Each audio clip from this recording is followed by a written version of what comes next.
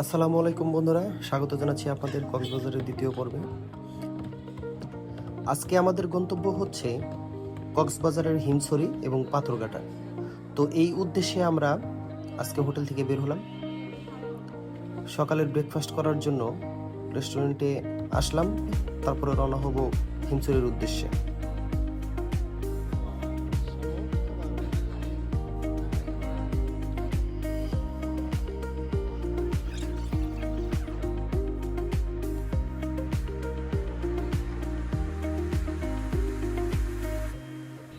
আমরা আমাদের ব্রেকফাস্ট শেষ করে হিমছড়ির উদ্দেশ্যে রওনা দিলাম।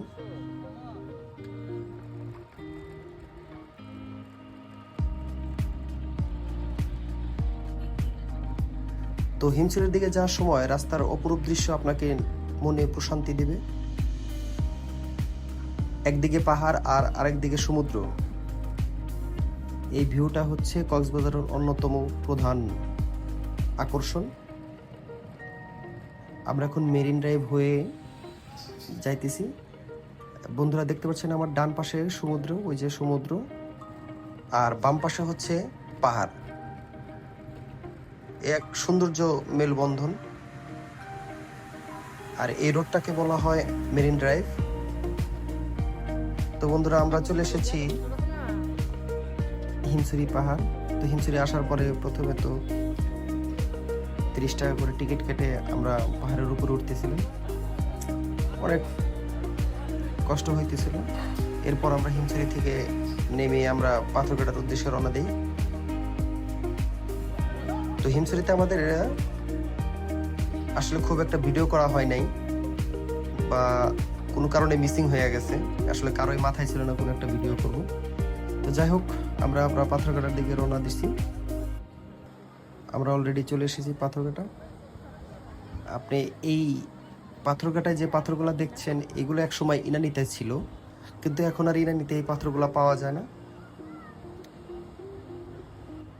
এই পাথরগুলোর অপরূপ দৃশ্য আপনাকে নিঃসন্দেহে মন কাড়বে।